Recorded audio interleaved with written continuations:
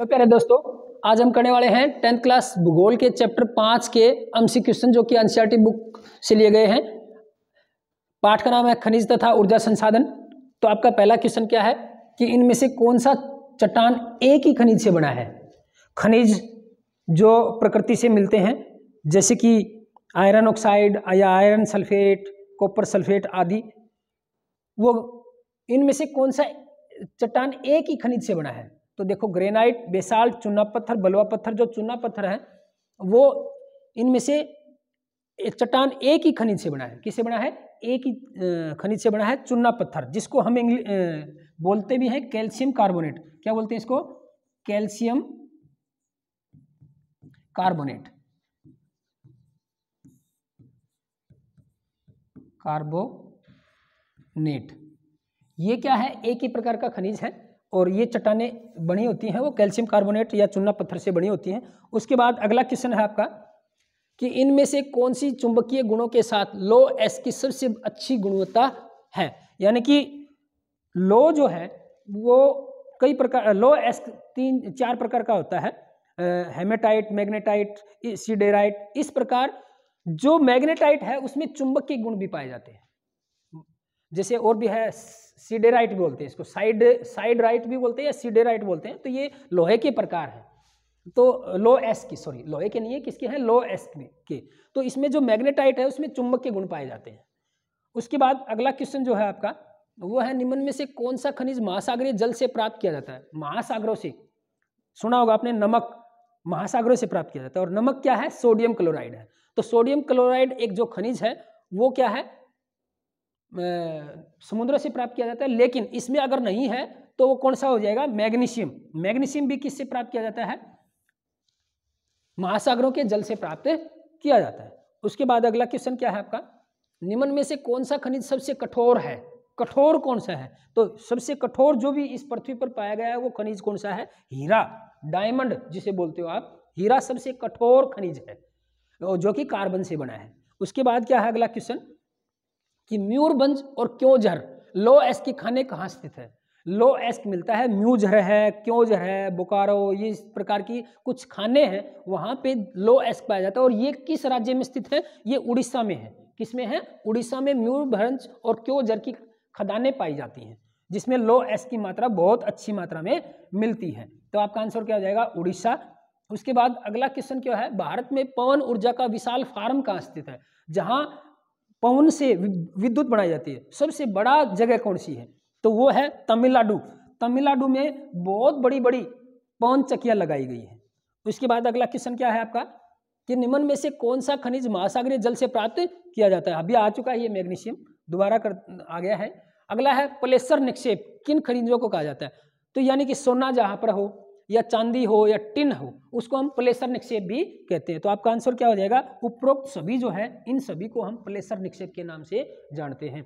यानी कि ऐसे खनिजों के भंडार जहां पे सोना, चांदी और टिन पाया जाता है उसको हम प्लेसर निक्षेप भी कहते हैं। उसके बाद अगला क्वेश्चन है आपका, निम्नलिखित में से जीवाश्म खनिज कौन सा है। जीवाश्म नाम से ये जीवों से मिला, और जीवों से क्या मिला है? पेट्रोलियम मिला है और क्या मिला है? कोयला मिलता है। तो जीवाश्म ईंधन या जीवाश्म खनिज कौन सा है? तो बेरियम नहीं, कोयला। हाँ, ये कोयला क्या है? एक जीवाश्म ईंधन है। और दूसरा अगर पेट्रोलियम आ जाए तो भी क्या है? वो एक जीवाश्म ईंधन। पेट्रोलियम से आपको पेट्रोल, डीजल, केरोसिन ऑयल आदि मिलते हैं। उसके बाद अगला क्वेश्चन क्या है आपका कि निम्नलिखित में से कौन सा एक ईंधन खनिज है।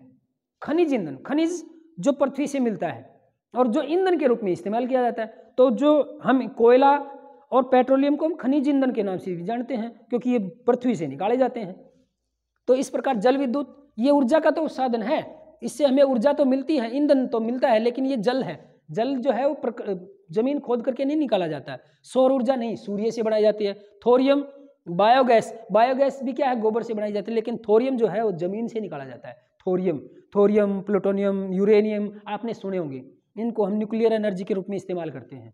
परमाणु बम जिसे सुना है वो वगैरह भी थोरियम, प्लूटोनियम और जो यूरेनियम है इससे बनाया जाता है। तो जो थोरियम है वो एक खनिज ईंधन भी है। थोरियम है, प्लूटोनियम है, यूरेनियम है, पेट्रोलियम है, कोयला है, ये सब खनिज ईंधन है। उसके बाद अगला क्वेश्चन, ये आपका आंसर हो गया। ध्यान से देख लेना, ऑप्शन भी देख लेना और प्रश्न को भी अच्छे से पढ़ के देखना है, ताकि आपके बोर्ड एग्जाम में अच्छे से अच्छे नंबर आ सके। और इस वीडियो को बार बार देखोगे तो समझ में आ जाएगा। उसके बाद अगला क्वेश्चन है, मैग्नेटाइट में कितने प्रतिशत लो अंश पाया जाता है। देखो अभी थोड़ी सी देर पहले लो के प्रकार, लो एस के प्रकार बताए थे, मैग्नेटाइट, हेमेटाइट, सिडेराइट, लिमोनाइट। इस प्रकार जो मैग्नेटाइट है ना, उसके अंदर लो की मात्रा कितनी पाई जाती है? 60%। कितनी पाई जाती है? 60% लोहा पाया जाता है। बाकी बेकार की चीजें होती हैं, हमारे काम की नहीं होती, इसीलिए। और इसको ही तो हम खनिज कहते हैं या लो एस कहते हैं। इस प्रकार मैग्नेटाइट में लगभग कितना पाया जाता है? 60% हिस्सा लो अंश पाया जाता है। उसके बाद अगला क्वेश्चन है कि इनमें से कौन सा जीवाश्म ईंधन भारत में सबसे अधिक उपलब्ध है? भारत के अंदर जीवाश्म के रूप में, जीवाश्म मतलब जीवों से मिला है, वो सबसे ज्यादा मात्रा में कौन सा है? वो कोयला। जैसे आपने सुना होगा क्योंझर, बोकारो, इधर जो है बहुत ज्यादा मात्रा में कोयला निकलता है। तो जीवाश्म ईंधन के रूप में भारत के अंदर सबसे ज्यादा जो मात्रा है वह कोयले की है। तो आपका आंसर हो जाएगा कोयला। उसके बाद अगला क्वेश्चन है, निम्नलिखित में से कौन सा उद्योग प्राकृतिक गैस के प्रमुख उपयोग करता है? प्राकृतिक गैस जो नेचुरल गैस जिसे बोलते हो, प्रकृति से निकलती है, जैसे कि पेट्रोलियम जहाँ या कोयला वगैरह निकलता है वहाँ गैस निकलती है, उसको बोलते हैं नेचुरल गैस। और उसका उपयोग हम उर्वरक, खाद बनाने के लिए भी करते हैं, क्योंकि उसमें नाइट्रोजन की मात्रा मिलती है। इस प्रकार जो जीवाश्म प्राकृतिक गैस है उसको हम जीवाश्म गैस भी कह सकते हैं। वो उससे उर्वरक उद्योग में बहुत ज़्यादा इस्तेमाल किया जाता है, क्योंकि उसमें खनिज मिलते हैं, नाइट्रोजन है, सल्फर है इत्यादि। उसके बाद अगला क्वेश्चन क्या है कि चूना पत्थर निम्नलिखित उद्योगों में किस एक उद्योग का आधारभूत कच्चा माल है? आधारभूत मतलब जिस उसके बिना काम ही ना चले।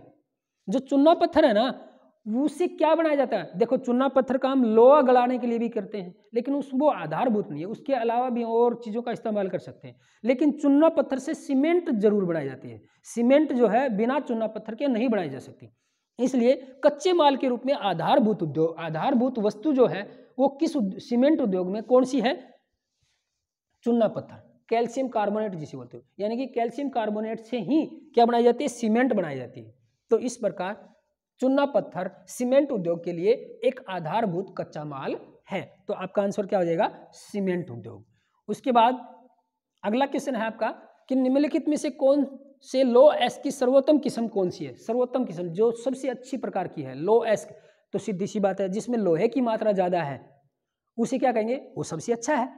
तो हेमेटाइट, लिमोनाइट, मैग्नेटाइट, सिडेराइट, इसमें हेमेटाइट है ना वो सबसे अच्छी है। देखो मैग्नेटाइट है वो भी अच्छा है, लेकिन उसमें चुंबक के गुण हैं और चुंबक के गुण होने के कारण हम उसका प्रयोग नहीं कर पाते।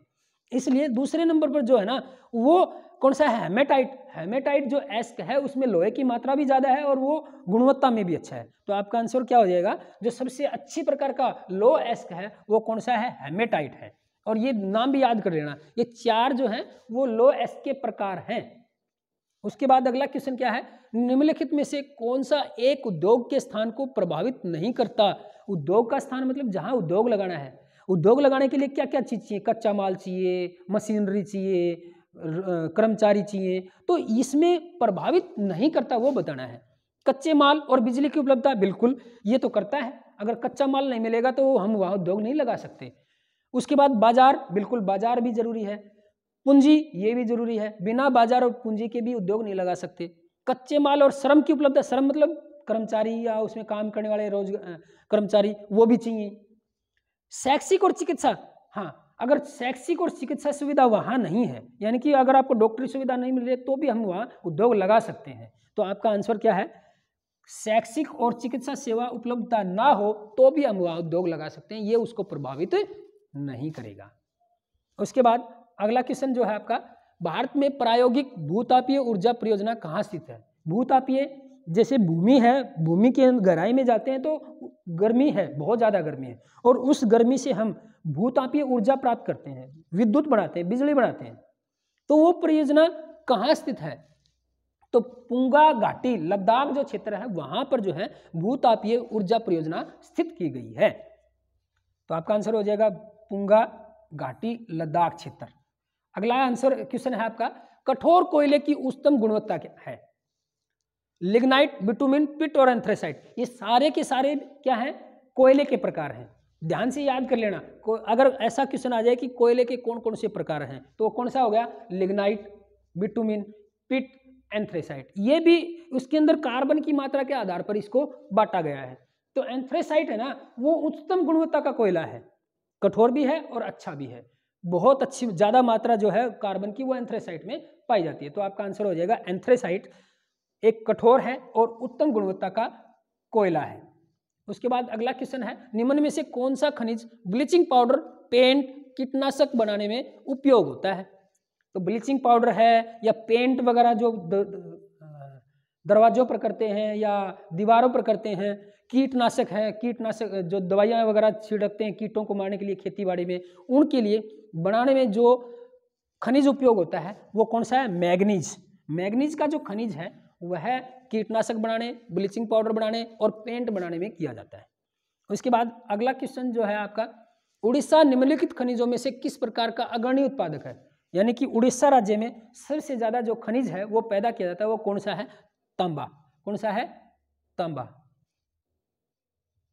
तो इस प्रकार ये क्वेश्चन आपके पूरे हुए। अगले पाठ के लिए आप इस चैनल को सब्सक्राइब कर ले, जिससे आपको पता चल जाए कि अगले पाठ का वीडियो आ चुका है और बोर्ड एग्जाम अभी होने वाले हैं। तो इस चैनल को सब्सक्राइब शेयर जरूर कर दें ताकि अपने साथियों को भी इसका पता चलता रहे और अच्छे से अच्छा नंबर आपको मिले। Thank you very much.